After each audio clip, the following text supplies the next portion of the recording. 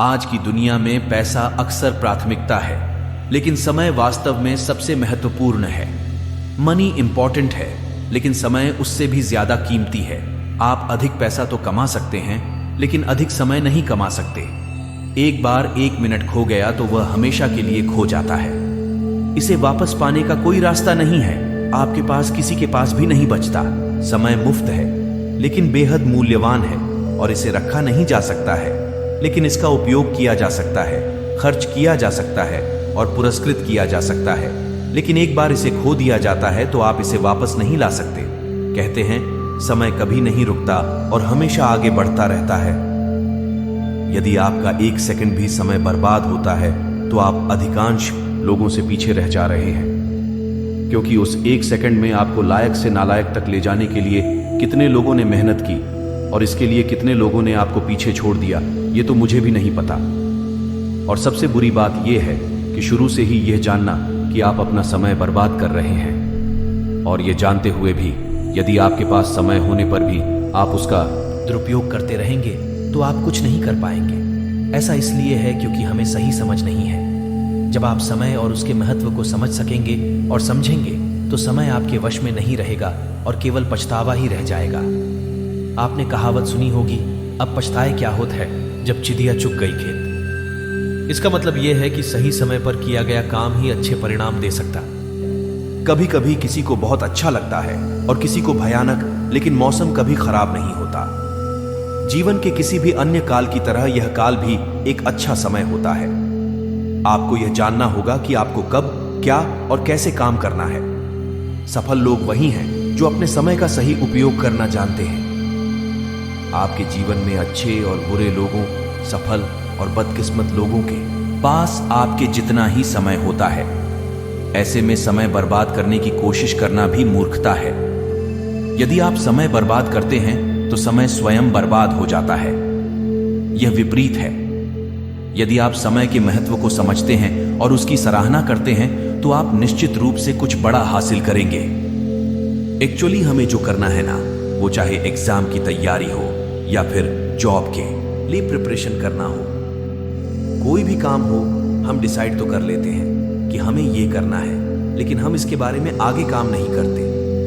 कैसे और कब करना है इसके बारे में कोई प्लानिंग नहीं करते या उसको शुरू ही नहीं करते। अरे भाई, जब काम करने का मन बना लिया है ना, तो सिर्फ सोच सोच कर अपना टाइम क्यों वेस्ट कर रहे हो। कल कर लूंगा, आज कर लेता हूं, कल से पक्का कर लूंगा। बस यही बहाने चल रहे हैं और यही तुम्हारी कल पर टालने की आदत तुम्हारी सबसे बड़ी दुश्मन है। ये तुम्हारा सिर्फ आज का बहाना नहीं है, ये तुम्हारे डेली के पूरे वेस्ट हो रहे हैं। आज तुम्हारा बर्बाद हो रहा है। You waste your old today. बस यही सोचकर कि यार कर लेंगे, अभी तो बहुत टाइम है, आज नहीं किया तो क्या हुआ, कल हो जाएगा। कल का दिन तो आना ही है। यही है डेली का प्रोग्रेस स्टेशन। रोज के काम को कल पर टालते रहना। ऐसा काम जिसे करने में फिजिकल, मेंटल या इमोशनल एफर्ट लगता है ना, उसी काम को लेकर के हम टाइम वेस्ट करते रहते हैं, उसको कल पर टालते रहते हैं। बाकी आलतू फालतू काम तो आप सब कर लेते हो, तुरंत कर लेते हो, जिससे आपका कोई बेनिफिट नहीं हो रहा हो, आपको मजा आ रहा हो, खाली टाइम वेस्ट हो रहा हो। बस उस काम को आपको आज ही करना है। और ये प्रोग्रेस हम उन्हीं जरूरी कामों को लेकर के करते हैं जो हमारे फ्यूचर के लिए, हमारे करियर के लिए बहुत जरूरी है। जैसे स्टडी करना, एक्सरसाइज करना, लिमिटेड सोना, मेहनत करना, क्योंकि ये कंफर्ट जोन के बाहर की चीजें हैं। क्या तुमने कभी भी ऐसे काम को कल के लिए टाला है जिसे करना जरूरी नहीं है?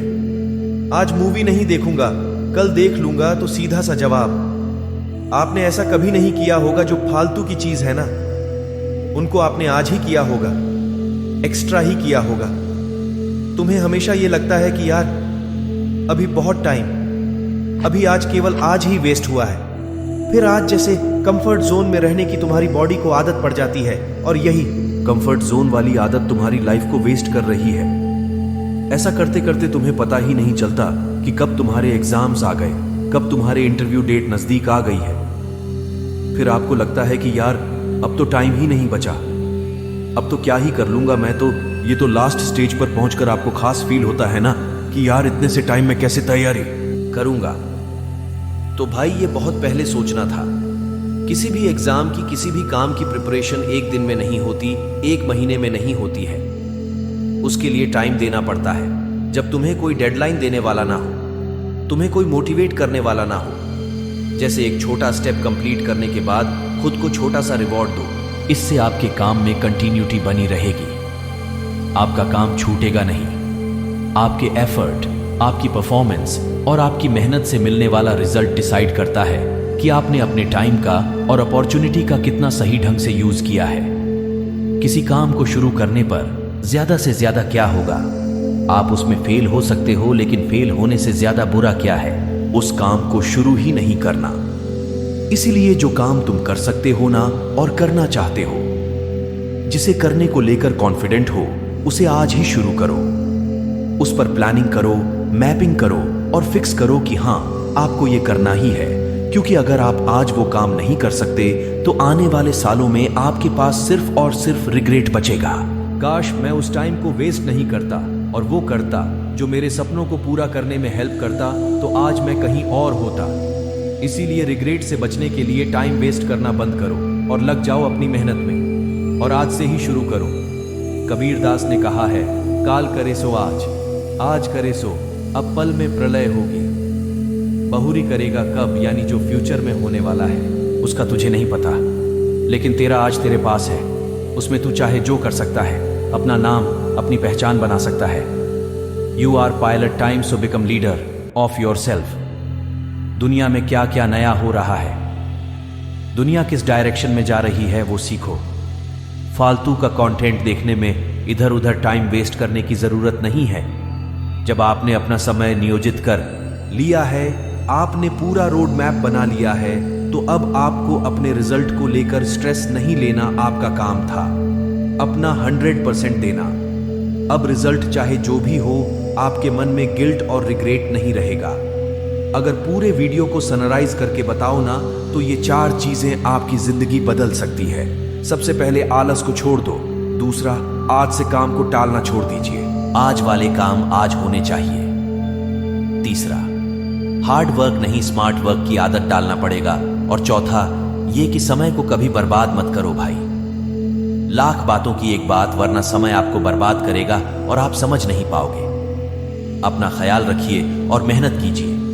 मेहनत के दम पर अपना ही नहीं बल्कि दुनिया में देश का नाम भी कीजिए। जय हिंद, वंदे मातरम।